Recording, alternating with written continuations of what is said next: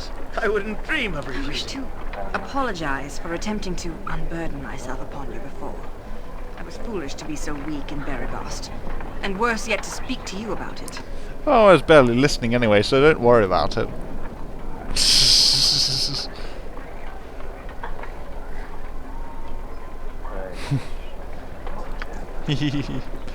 Okay.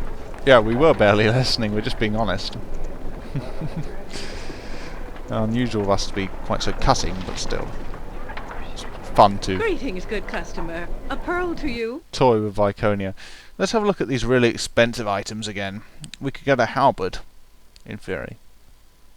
Or robe of... well, it's all too expensive. Sword of Baldur, on the other hand. Plus 10% to law. That's nice. I mean, it's kind of a bizarre little item for a bard, but still. Shield of Baldur, or the Shield of Cheese. It reflects beholder rays, but at a -1 penalty to strength. Very useful against beholders, quite obviously. A bonus to charisma. A sensei amulet, but it's only usable by clerics. Why would you give a plus charisma item that can't be used by bards? Oh, come on. Okay. Okay, nothing that gives plus charisma, unfortunately. Yeah. Okay, we'll leave those items for now. Oh, yes. So we've traded up a few things. We can have another rest, I think. Just as I Hard day shopping. You know what it's like. Our throat's feeling dry, I think. What's in here? Den of the Seven Veils. Let's try a new watering hole. Onward, then. Patron, peasant, commoner, peasant, peasant. Alatello de Benito. Okay, let's see what he has to say. Hello there. Hello, welcome to what time is it? It's evening. Then welcome to the evening showing of the talents of Alatello de Benito. Our rousing wave of indifference from the crowd yet again. I know the feeling. Ah well, if I let such things bother me, I would have given up the stage years ago. As per the wishes of most of my audience, unfortunately. Again. At least the occasional dwarf applauds. Well, doesn't swear and leave anyway. Let's see. A tale of familial woe, to tantalize your tears and tempt your hymen interest. Raised of spells and casting well, but always wanting better. To sing of nights and days of yore, to leave the robes that fetter. Wizard prone to song and prose, though oft accused of failing, I shall sing despite the odds. Will you shut your bloody... sorry, wrong accent. Will you shut your bloody wailing? Well finished, Miss Patricia. You've a fine ear for rhyme, though I would hope you'd be more supporting of your own employees. I spot you're sticking to spells and figures.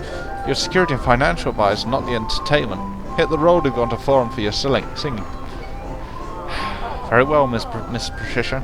Thank you for your indulgence thus far. Okay. Right, failed actor. Amish guard. For the glory in the name of the council, I am here to keep order. You're under arrest. Yes, sir. As soon as the inn stops spinning. I like how they walk about.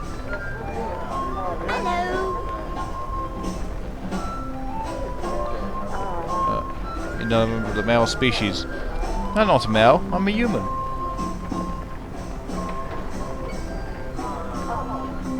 Oh dear.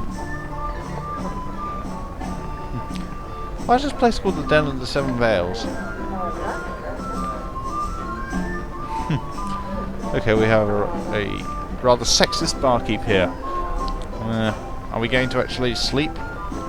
Or drink anything here? Are we going to boycott this establishment? Let's see their services first. Other prices.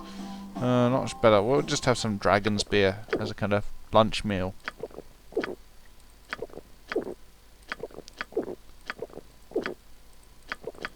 followed up by mead. Sweeten our palates slightly. Okay, let's get out of here.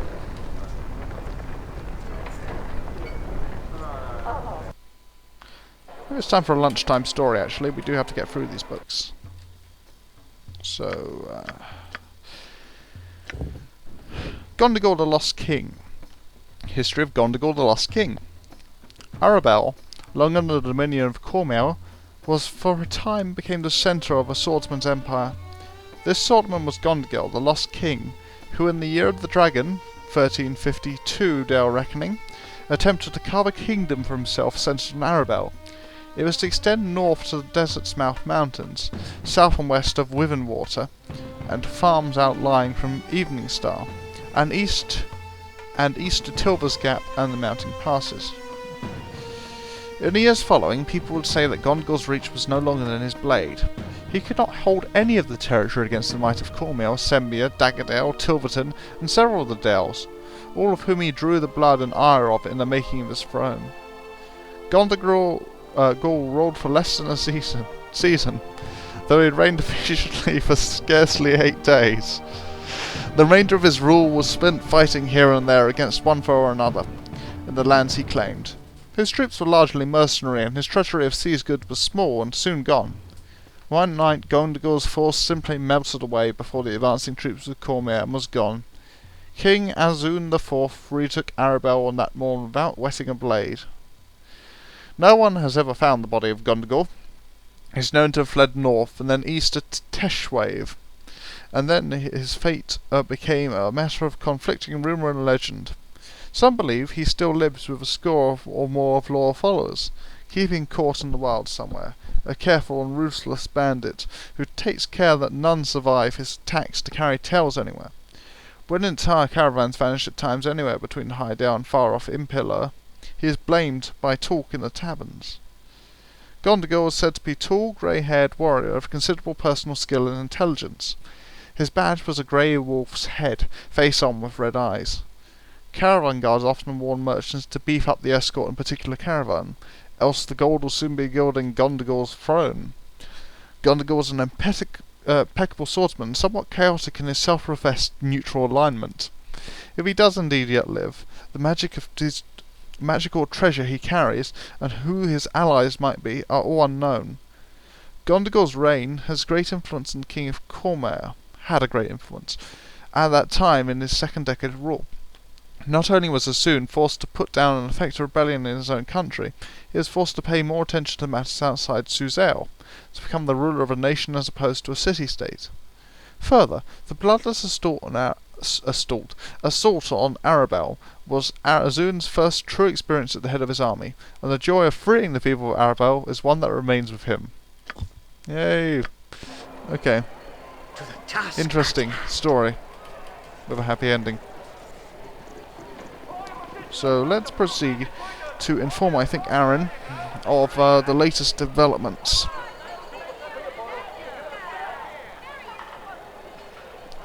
Let's find a way out. Yeah, here we are.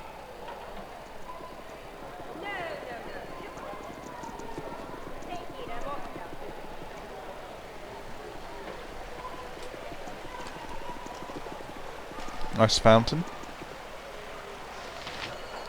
Well, we could trade with this guy. I don't imagine he has much on him, though.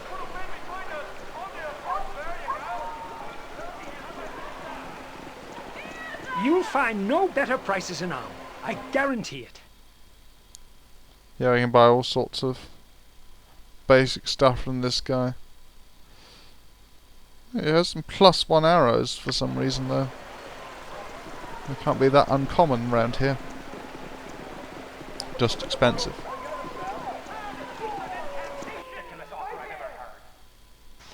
Let's go back to the docks.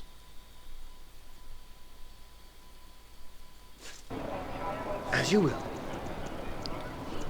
And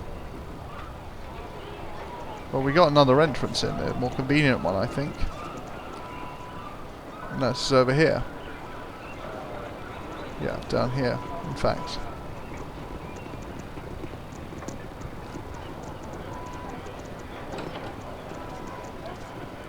let's enter the barracks first. Of course.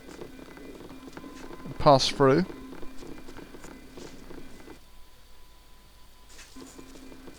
I wouldn't dream of refusing. Quite an odd alignment of things because you enter at one side and Whatever I can do to help. you emerge on the other.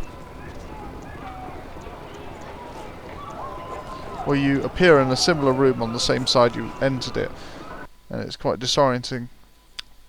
Not sure how to put that, but yeah. Just name what you want. Confusing.